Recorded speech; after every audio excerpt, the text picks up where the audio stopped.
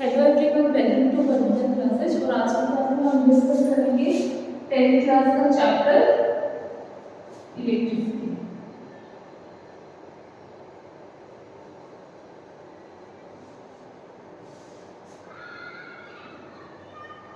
हमारा last topic बचता है हीटिंग इफेक्ट ऑफ करंट, ठीक है। और उसके बाद इसकी एप्लीकेशन बचती है। हमारा पूरा इलेक्ट्रिसिटी चैप्टर क्या हो जाएगा, कंप्लीट हो जाएगा, ठीक है। कल से हम क्या करेंगे, प्रीवियस ईयर के क्वेश्चन पेपर डिस्कस करेंगे ताकि हमारे एग्जाम की प्रिपरेशन क्या हो, अच्छे से हो सके, ठीक है। चलो स्टार्ट करें। हमने लास्ट वीडियो में क्या किया था, हमने लास्ट वीडियो में किया था कि इलेक्ट्रिक पावर क्या होती है। क्या किया था बच्चा, इलेक्ट्रिक पावर क्या होती है। इलेक्ट्रिक पावर होती है 1 joule of work is done in 1 second. 1 joule of work is done in 1 second. उसको क्या कहते हैं हम, 1 वोल्ट कहते हैं। उसी पावर को क्या कहते हैं हम, 1 वोल्ट कहते हैं। उसके बाद हमने पावर के 3 फॉर्मूले देखे थे। एक तो देखा था बच्चा P इक्वल टू क्या होता है, VI होता है। एक होता है V स्क्वायर बाय R, एक होता है I square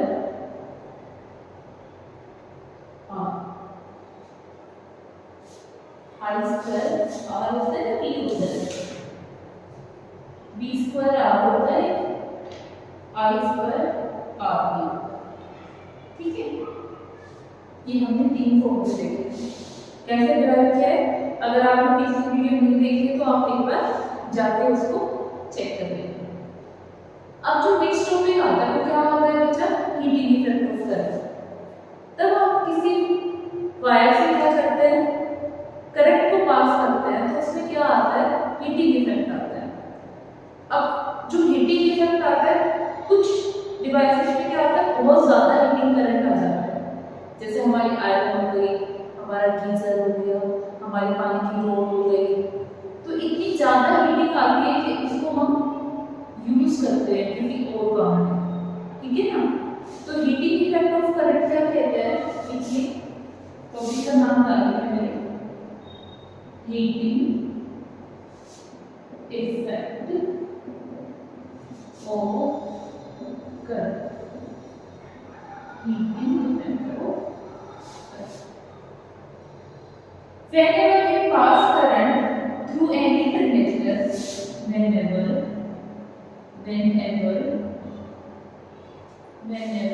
we pass current in any conductor या through any conductor,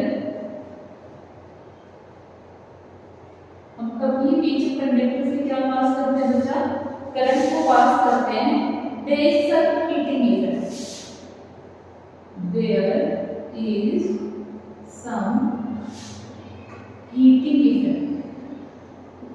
और क्या देखा गया, जो हीटिंग इफेक्ट होता है ना बच्चा, वो डायरेक्टली प्रोपोर्शनल होता है I का स्क्वायर। किसका स्क्वायर, I का स्क्वायर। इसमें जो आपका I है वो क्या है बच्चा, करंट है। हीटिंग इफेक्ट डायरेक्टली प्रोपोर्शनल होता है रेजिस्टेंस के, और डायरेक्टली प्रोपोर्शनल होता है time. This is your first equation, second equation और थर्ड इक्वेशन।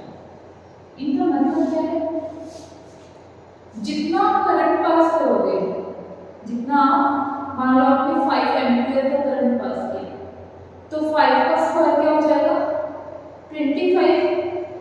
उतनी हीटिंग ऑफ इफेक्ट दिखेगा, उतना हीटिंग इफेक्ट दिखेगा। जितना हीटिंग इफेक्ट होगा उतना ही ज्यादा रेजिस्टेंस होगा, यानी कहेंगे जितना ज्यादा रेजिस्टेंस होता है उतना ज्यादा क्या होगा हमारा हीटिंग इफेक्ट। अब रेजिस्टेंस आपको पता है क्या होता है, एक रुकावट तो होती है। जब हमारे इलेक्ट्रॉन क्या हो जाते हैं, वाइब्रेशन की वजह से ज्यादा टकरा जाते हैं, तो जब हम टकराते हैं तो हम क्या पैदा करते हैं, रुकावट पैदा करते हैं ना। क्योंकि करंट तो तब बनेगा जब इलेक्ट्रॉन एक डायरेक्शन में फ्लो करे। जब डायरेक्शन में फ्लो नहीं कर रहे, कोलिजन की वजह से टकरा गए, टकराने से क्या पैदा हो गया, रुकावट पैदा होगी, उसी रुकावट को क्या कहते हैं, रेजिस्टेंस कहते हैं। तो जितना ज्यादा रेजिस्टेंस होगा उतना ही ज्यादा क्या होता है, हीटिंग इफेक्ट होता है। और ये क्या है आपका T, ठीक है। जब आप इन तीनों को कंपेयर करोगे तो क्या फॉर्मूला बन जाएगा, I²RT। जब आप ये हटाओगे तो हमारे पास क्या आ जाएगा, एक कांस्टेंट आएगा और इसकी वैल्यू नियरली क्या होती है बच्चा, 1 के इक्वल होती है। तो h आपका किसके इक्वल आ गया, I²RT के इक्वल। अब इसके भी और फॉर्मूले बन सकते हैं, h = I²R। I²R को पावर भी तो कहते हैं, तो एक हीटिंग इफेक्ट का एक फॉर्मूला ये भी बन गया, I²RT है तो चल ये किसके इक्वल होता है, पावर के इक्वल होता है ना, तो h क्या आ गया आपका, P आ गया। अब P किसके इक्वल होता है, VI के इक्वल होता है, तो VI P आ गया। अब I और T किसके इक्वल होता है, चार्ज का टाइम के साथ बहना क्या कहलाता है, इलेक्ट्रिक करंट। तो I और T क्या बन गया, Q बन गया, तो H क्या आ गया, V × Q। तो ये आपके हीट फ्लो जो कि इन्हीं से ड्राइव हो रहा है, हमने कुछ अलग से नहीं किया। अगर आपको ऐसे याद नहीं होगा तो आप सिंपल ऐसे याद कर लेना कि हमने ये कैसे निकाला था, पोटेंशियल डिफरेंस की हेल्प से हमने W की वैल्यू निकाली और फिर ओम्स लॉ की हेल्प से हमने ये वैल्यू निकाली, ठीक है। तो आप ऐसे ड्राइव करके भी निकाल सकते हैं, उससे आपको ऐसे नहीं कि रटना है, समझ के याद करोगे तो लॉन्ग टाइम तक आप अपने माइंड में रखोगे। क्लियर है इतना, ये हमारा हीटिंग इफेक्ट ऑफ करंट है। इसकी जो एप्लीकेशन होती है, हीटिंग इफेक्ट ऑफ करंट की जो एप्लीकेशन है वो इलेक्ट्रिक बल्ब में देख सकते हो आप, ठीक है, और फ्यूज में देख सकते हो आप, और हीटिंग डिवाइस में देख सकते हो, ठीक है। तो जो हमारा इलेक्ट्रिक बल्ब होता है, इलेक्ट्रिक बल्ब में क्या काम होता है हीटिंग इफेक्ट का, हमारा बल्ब सबने देखा है, जो एक बल्ब होता है ऊपर ग्लास का आउटर लगा हुआ होता है, उसमें अंदर क्या होता है, फिलामेंट होता है। क्या होता है वो, फिलामेंट होता है, वो बहुत पतली सी वायर होती है। किस मेटल की बनी होती है, टंगस्टन मेटल की बनी होती है। किस मेटल की बनी है बच्चा, वो टंगस्टन मेटल की बनी हुई होती है। अब क्वेश्चन आता है कि हम उसको क्यों यूज करते हैं, हम उसी मेटल को क्यों यूज करते हैं। उसका आंसर क्या है कि जो टंगस्टन मेटल का जो मेल्टिंग पॉइंट है ना वो बहुत ज्यादा है, वो बहुत ज्यादा है।